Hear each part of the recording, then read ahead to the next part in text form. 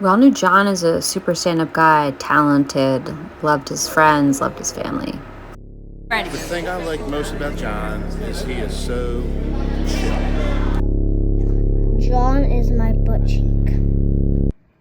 Brave and humble. Picture a young John, a young Steve renting beach cruiser bikes, big tires. And afterwards, we would kind of reward ourselves. Famous Blitz's brand cheeseburger store. And we would come up with fake names such as Jebediah or Ichabod and just look forward to the person behind the counter having to yell that out. All that greasy goodness was had for like $2. One specific day, John was feeling rather brave and after we went crab fishing, we went to Blitz's and we went to the ocean to fight off these treacherous waves, to get out to the sandbar. Because once you got out to the sandbar, and if you timed it just right, if a wave was coming over and you jumped at the right time, it would carry you huge heights and crazy distances.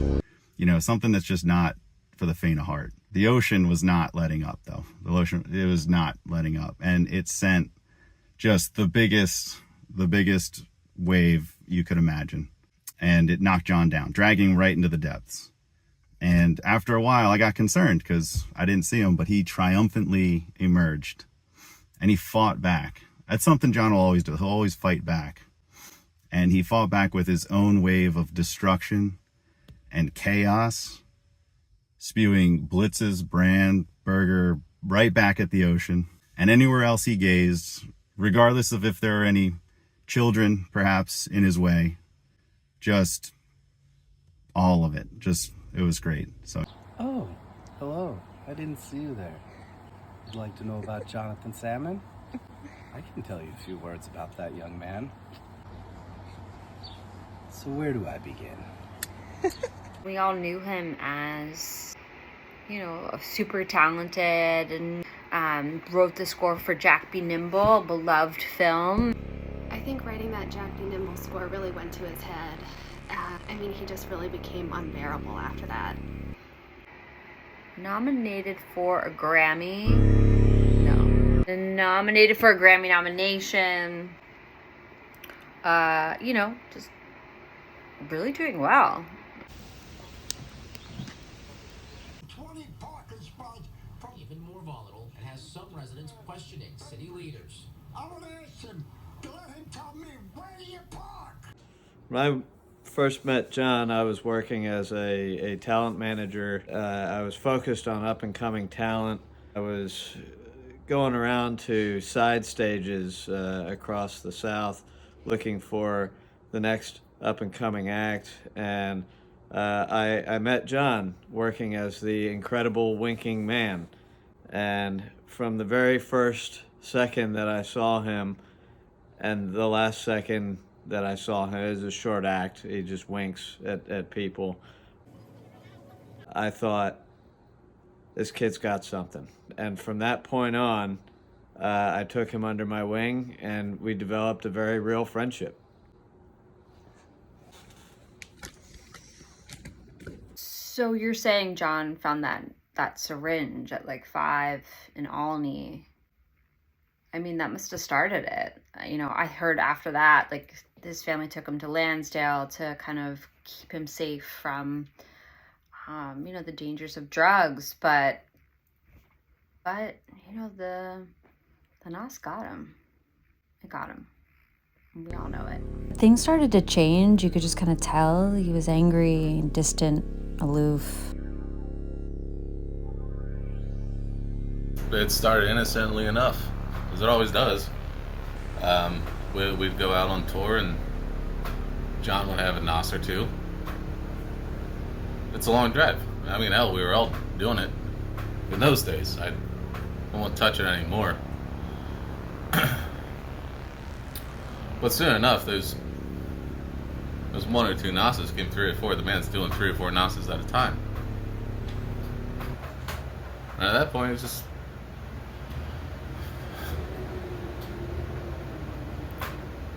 it changed him.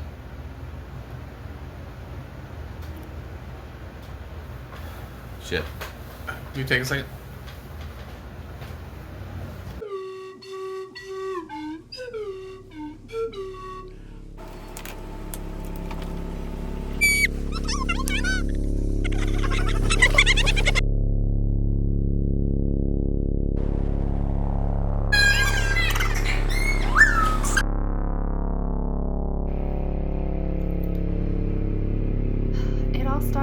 would stop by 7-Eleven to get ice on our way to camping or Folk Fest, and John would always get a Nas and say that he was going to Nas up.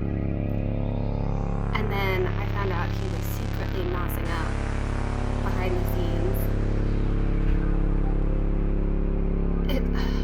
It's disturbing. Feels crazy to say that, like, to you know, put a term to it, that, like, the man's a Nasaholic.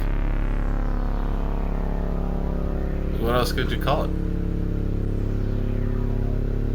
And it's hard to, you know, come to that realization that, like, you know, one of your closest friends is held under the sway of what, like a liquid?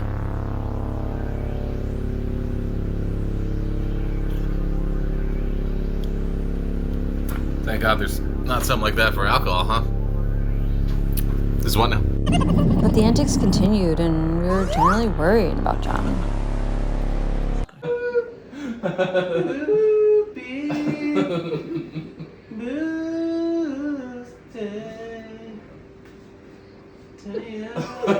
We tried to laugh along as much as we could, but I mean, what can you do when this is one of your best friends and this is who he is now?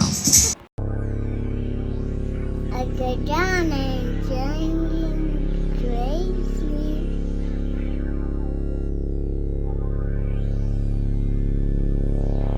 I mean, yeah, he was drinking other things, but we know he had a nos when he would go outside, and when he was alone, couldn't even get through a seance without it.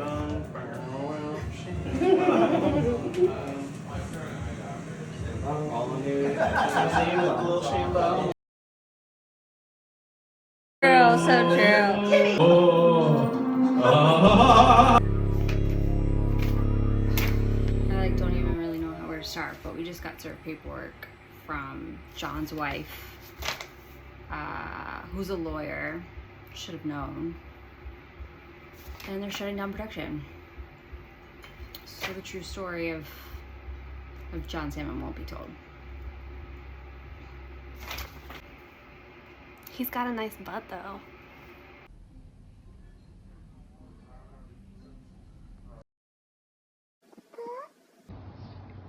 And Hacklebell Cannon was the song that Jonathan played every morning, and I just loved it. And I would ask him to play it, and he would, and he loved it too. I mean, he has his favorites, and I think that was not the first instrument, because he was probably in second grade and wanted to.